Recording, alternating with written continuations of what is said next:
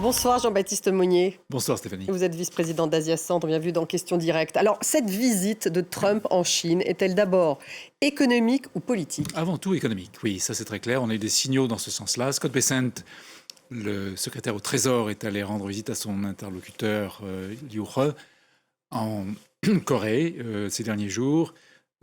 Trump lui-même a évoqué des deals. Il est parti avec un avion, comme vous le disiez tout à l'heure, plein de chefs d'entreprise américains. Dont Elon Musk, dont le président d'Apple, enfin vraiment des big tech. Une belle délégation de Wall Street, qui est remarquable cette fois-ci. Je ne sais pas pourquoi, on va peut-être le savoir demain. Des patrons de fonds. Oui, alors JP Morgan, des grandes des banques. BlackRock, Blackstone, Citi, Visa, Mastercard. Et pourquoi? Alors, ils viennent souvent, ils connaissent bien la Chine, mais ils sont nombreux cette fois-ci, plus qu'avant. Peut-être y a-t-il une prise un intérêt pour Wall Street, ou bien est-ce que c'est de Wall Street diplomacy? On ne sait pas exactement. Mais ça voudrait dire qu'ils discutent tout de même de tout l'aspect peut-être financier aussi des relations entre la Chine et les États-Unis. Vous savez que la Chine a beaucoup investi dans le Trésor américain. Ils détiennent, je ne sais plus, 800 milliards de dollars. Ils ont baissé leur intervention, ils ont sorti beaucoup de dollars, mais peut-être qu'il faut les rassurer à nouveau. Les États-Unis ont des gros déficits, ils ont besoin de... Donc le dollar serait aussi un petit peu au centre peut-être des discussions. Le dollar d'un la côté, monnaie, le yuan de l'autre, tout à oui. fait. Les Chinois veulent développer leur yuan digital, leur yuan, internationaliser le yuan. Ça, c'est un autre élément de friction, si j'ose dire. Donc vous dites économique. Alors quand on voit en plus Elon Musk et cette big tech, alors qu'on sait qu'en même temps il y a des sanctions américaines à la fois contre des compagnies pétrolières chinoises qui justement importent du pétrole iranien, mais aussi contre des compagnies qui fabriquent des composants qui sont exportés en Iran. Est-ce qu'on est dans une contradiction? Est-ce que ça va faire partie des négociations pour les Chinois de dire vous levez les sanctions d'un côté et on laisse vos investisseurs américains venir de l'autre? Non, les Chinois ont refusé les sanctions. En tout cas, c'est les sanctions indirectes. Ils ont dit on ne les applique pas. On ne les applique pas. Mais elles existent. Elles existent, donc il y a une confrontation. Mais bon, c'est ce qu'on appelle les teapot refineries, les raffineries de pot à thé, qui n'ont peut-être pas les plus gros rendements, mais quand même. Donc le pétrole passe par la Malaisie pour pas que les Chinois soient impactés par ces sanctions directement. Donc, mais c'est vrai que cet environnement crée des tensions. Enfin, chaque jour est un jour de moins sur les réserves chinoises en pétrole. L'économie mondiale ralentit. Les Chinois n'aiment pas ça parce que 20% de leur économie est basée sur l'exportation. Donc l'impact en fait, du conflit au Moyen-Orient est important aussi sur la Chine, sur la croissance qui ralentit, sur le prix de l'énergie en hausse. C'est ça aussi l'impact du conflit en Chine? Ça impacte les deux, oui. Mais les Chinois peut-être plus que les autres parce qu'ils ont un marché intérieur qui est très faible. Ils ont 40% de leur PNB est un marché intérieur contre 70% aux États-Unis. Donc le reste est des investissements et de l'export surtout. Et donc l'usine du monde ralentit et peine. Et ils sont surtout impactés par l'Asie du Sud-Est qui souffre du pétrole et du prix du pétrole, du manque du pétrole. Il y a des queues, les gens ne peuvent plus remplir leurs voitures, les taxis, les scooters, etc. Pour autant, est-ce qu'il pourrait jouer un rôle diplomatique, comme le souhaiteraient les Américains, de dire à l'Iran, justement, de faire quelques concessions aux Américains dans le cadre des négociations entre les États-Unis et l'Iran? La Chine pourrait jouer un rôle? En théorie, oui. Mais revenons à l'Ukraine, par exemple. Nous avons souvent demandé à Xi Jinping de faire pression sur Poutine. Ça fait 4 ans, il n'a pas levé le petit doigt. Pourquoi ferait-il un effort pour son ami Trump dans le cas de l'Iran? Ou pour son ami iranien, parce que ou pour son ami iranien, oui.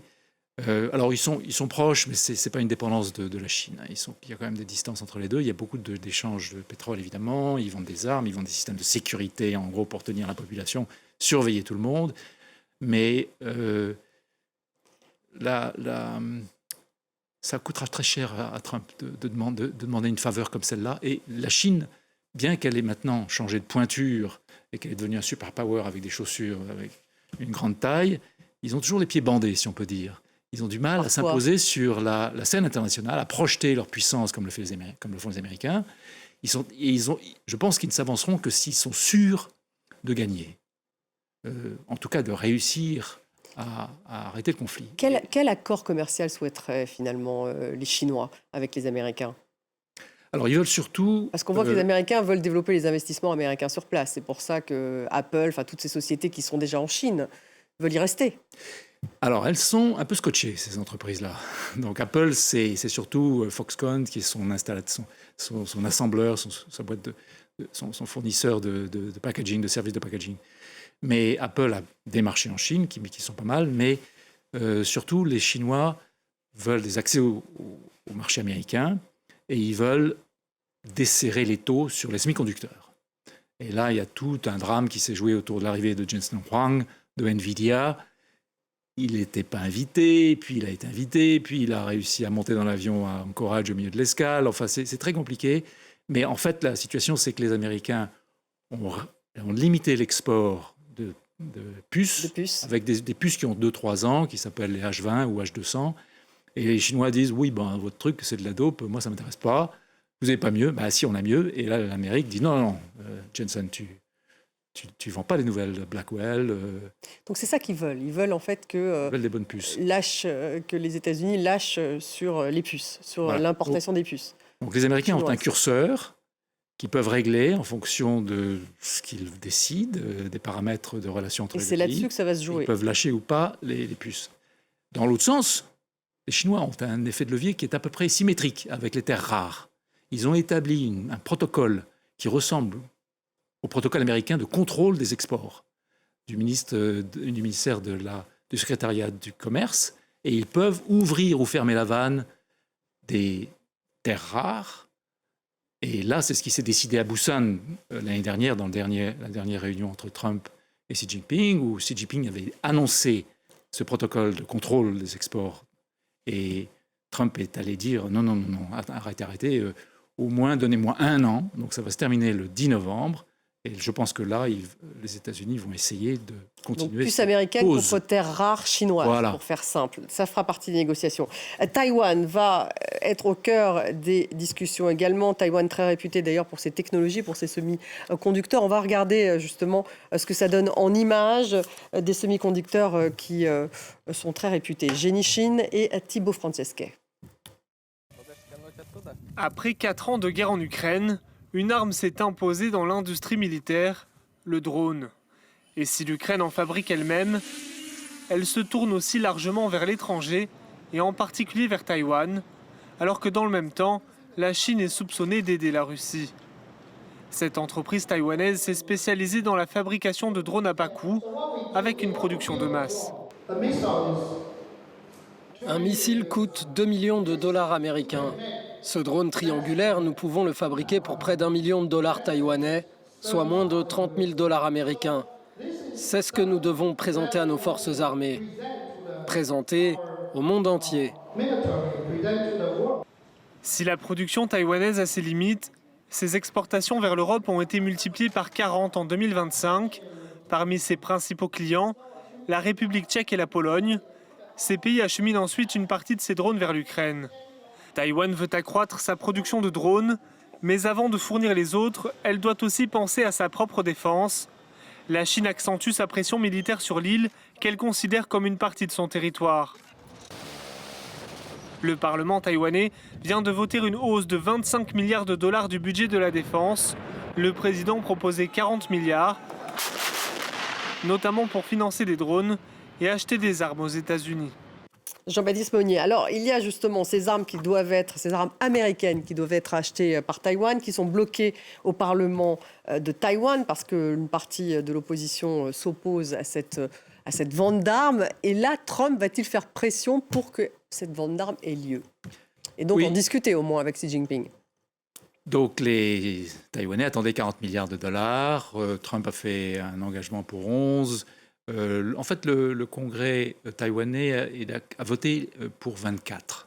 Donc il y a eu une sorte de compromis entre... 24 milliards. 24 milliards. Il y a eu un compromis entre le DPP et le KMT, le Kuomintang. Et donc c'est ce qui est prévu, c'est ce qui devrait se faire. Et Trump a décidé d'annoncer cette vente après le sommet avec Xi pour pas endommager la discussion. Pour ne pas fâcher Xi Jinping. Oui, mais... Donc on sait déjà que ces ventes d'armes seront annoncées par Donald Trump après un potentiel accord commercial entre les deux pays. Oui, alors ça sera séparé et Xi Jinping va répondre, mais ça sera diplomatique. Il peut pas faire grand-chose. Ça dure depuis des années. Ça dure depuis 82. On s'était dit que ça se terminerait à terme, mais les Américains continuent. Oui, c'est livraison d'armes. Oui.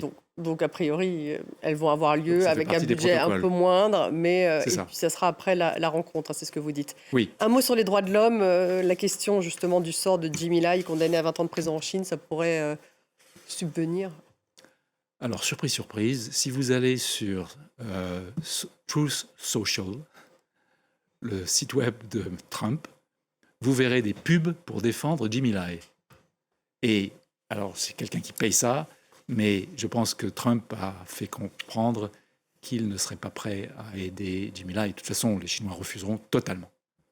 Business is business. Ça sera d'abord ça. C'est une affaire intérieure pour eux. Merci. Et on peut le regretter. D'avoir été avec nous sur Question Directe. Jean-Baptiste Monnier, vice-président d'Asia Centre. Merci.